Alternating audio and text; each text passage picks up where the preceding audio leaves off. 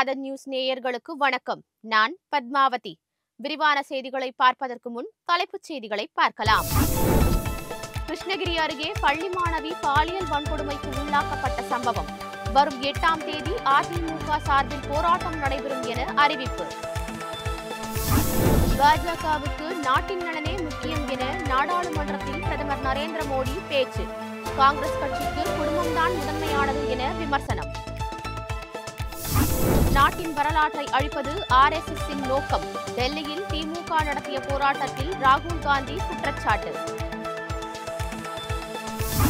UGC புதிய விதிமுறைகளுக்கு எதிராக டெல்லியில் ஒலித்த குரல் நாடு முழுவதும் எதிரொலிக்கும். தமிழக முதல்வர் MK ஸ்டாலின் சமூக வலைதளத்தில் பதிவு. அமெரிக்காவில் சட்டவிரோதமாக குடியேறிய இந்தியர்கள் நாடு கடத்தப்பட்டதில் தவறில்லை. வழக்கமான நடைமுறைதான் என நாடாளுமன்றத்தில் மத்திய அரசு விளக்கம்.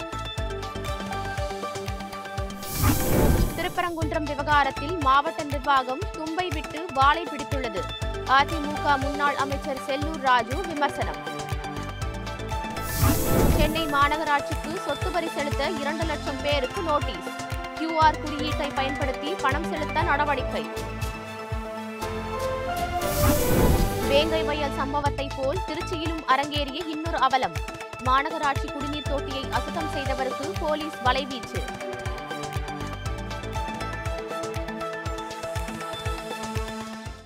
இனி தொடர்வது விரிவான செய்திகள். பாஜகவுக்கு நாட்டின் நலனே முக்கியம் என தெரிவித்துள்ள பிரதமர் மோடி, காங்கிரஸ் கட்சிக்கு குடும்ப நலனே முக்கியமாக இருக்கிறது என விமர்சித்துள்ளார்.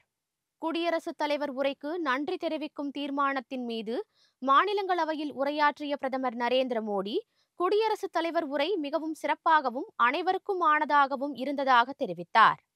வளர்ச்சி மீதான நம்பிக்கையால்தான் நாட்டு மக்கள் பாஜகவை 3வது முறையாக தேர்வு செய்துள்ளனர் என சுட்டிக்காட்டிய பிரதமர் மோடி, பாஜகவின் மாடலின் வளர்ச்சியை பரிசோதித்து புரிந்து கொண்டு ஆதரவு அளித்துள்ளனர் என கூறினார். நாட்டின் நலனுக்கு முன்னுரிமை என்பதே பாஜகவின் மாடல் என கூறிய பிரதமர் மோடி, மக்களின் நலனுக்காக வளங்களை உகந்த முறையில் பயன்படுத்தி உறுதி செய்வதே எங்கள் முயற்சி என தெரிவித்தார். காங்கிரசின் மாடல் என்பது பொய்கள், மோசடி மற்றும் வாரிசு அரசியல் ஆகியவற்றின் கலவையாகும் என பிரதமர் மோடி விமர்சித்தார்.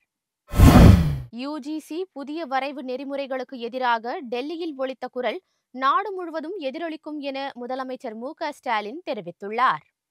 UGC புதிய வரைவு நெறிமுறைகளுக்கு எதிரான திமுக மாணவரணி சார்பில் டெல்லியில் நடைபெற்ற ஆர்ப்பாட்டத்தில் பங்கேற்ற அரசியல் தலைவர்களுக்கு முதலமைச்சர் நன்றி தெரிவித்துள்ளார்.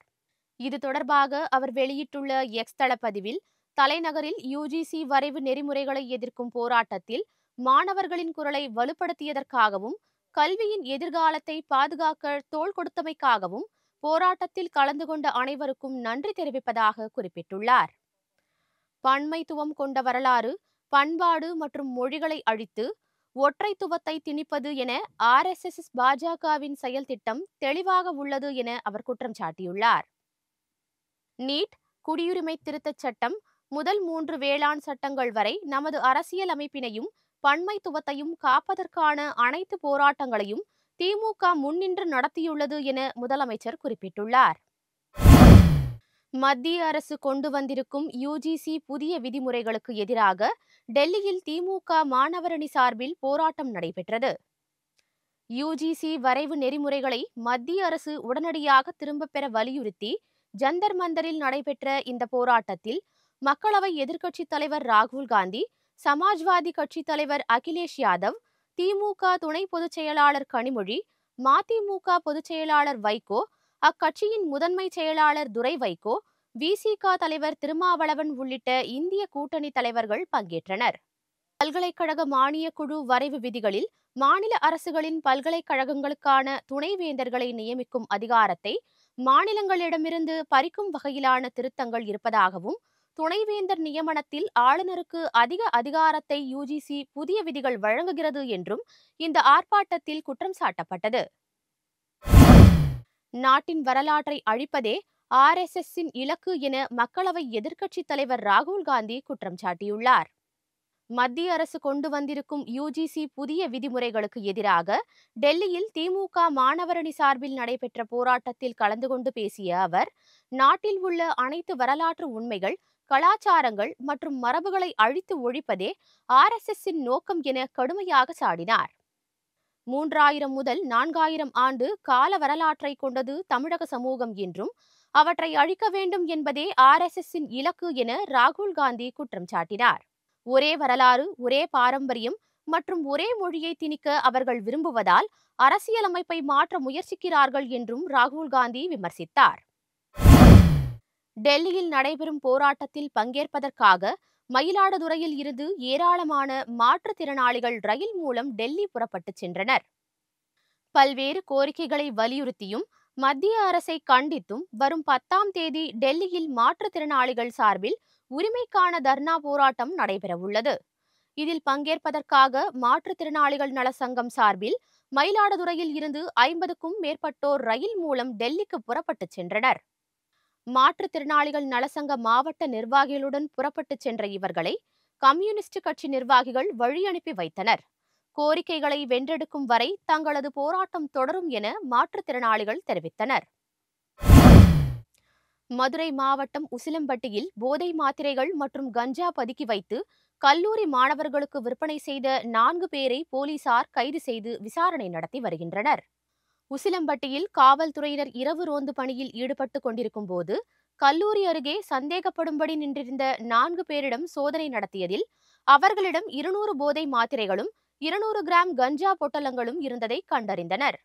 இதையடுத்து போதை மாத்திரைகள் மற்றும் கஞ்சாவை பறிமுதல் செய்த போலீசார் அவற்றை விற்பனை செய்த தேனியை சேர்ந்த கணபதி, காமேஷ், விஜயபாண்டி, போஸ் ஆகிய 4 பேரையும் கைது செய்தனர். விசாரணையில் அவர்கள் கல்லூரி மாணவர்களுக்கு போதை மாத்திரைகள் மற்றும் கஞ்சா பொட்டலங்களை பதுக்கி வைத்து விற்பனை செய்தது தெரியவந்தது. பிடிபட்ட 4 பேரிடமும் தொடர்ந்து போலீசார் விசாரணை நடத்தி வருகின்றனர். கரூர் அருகே அரசு உதவி பெறும் பள்ளி ஆசிரியை ஒருவர் தனி ஆளாக தர்ணா போராட்டத்தில் ஈடுபட்டு பரபரப்பை ஏற்படுத்தினார். பள்ளப்பட்டி பகுதியில் அமைந்துள்ள மருதா முஸ்லிம் அரசு உதவி பெறும் தொடக்கப்பள்ளியில் ஆசிரியராக பிரேமா என்பவர் பணியாற்றி வந்துள்ளார். தலைமை ஆசிரியர் அருள்முருகன் மற்றும் பள்ளி தாளாளர் முருகேசன் ஆகியோர் பிரேமாவை பணிக்கு வரக்கூடாது என தெரிவித்ததாக கூறப்படுகிறது. இதனை கண்டித்து பள்ளி வளாகம் முன்பு அந்த ஆசிரியை தனி ஒருவராக தர்ணாவில் ஈடுபட்டார். பின்னர் அங்கு வந்த அவரக்குறிச்சி வட்டார கல்வி அலுவலர் மற்றும் காவல்துறையினர் அவரிடம் விசாரணை மேற்கொண்டனர். இப்பள்ளியில் தனக்கு பல்வேறு கொடுமைகள் நடப்பதாக பிரேமா அப்போது முறையிட்டார். அதே நேரம் ஆசிரியை பிரேமா சரியான தகவல் தெரிவிக்காமல் அதிக விடுப்பு எடுப்பதாகவும் வகுப்பறையில் செல்போன் பயன்படுத்துவதாகவும் பள்ளி தாளாளர் தரப்பில் குற்றம் சாட்டப்பட்டது. பழனி முருகன் கோவில் தைப்பூச திருவிழாவுக்காக கும்பகோணத்தில் இருந்து 500க்கும் மேற்பட்ட பக்தர்கள் காவடியுடன் பாத யாத்திரையாக புறப்பட்டு சென்றனர். தஞ்சை மாவட்டம் கும்பகோணத்தில் வசிக்கும் பர்வத ராஜகுல மக்கள் ஆண்டுதோறும் பழனி முருகன் கோவிலுக்கு தைப்பூச விழாவையொட்டி காவடி எடுத்துச் செல்வது வழக்கம். அதன்படி இந்த ஆண்டுக்கான காவடி யாத்திரையில் 500க்கும் மேற்பட்ட பக்தர்கள் காவடியுடன் பழனிக்கு பாத யாத்திரையாக சென்றனர். முன்னதாக அவர்கள் காவிரி ஆற்றில் காவடிகளுக்கு பூஜைகள் செய்து ஊர்வலமாக சென்றனர். மேலக்காவேரி, கபிஸ்தலம், கூத்தூர், கோவிலடி, திருச்சி, திண்டுக்கல் வழியாக வரும் 19ஆம் தேதி அவர்கள் பழனியை சென்றடைவார்கள். சைபர் குற்றங்களை தடுப்பதற்கான ஹேக்கத்தான் போட்டியில் வெற்றி பெற்ற கல்லூரி மாணவிகளுக்கு தமிழக காவல்துறை டிஜிபி 1 லட்சம் ரூபாய் பரிசு வழங்கி பாராட்டினார்.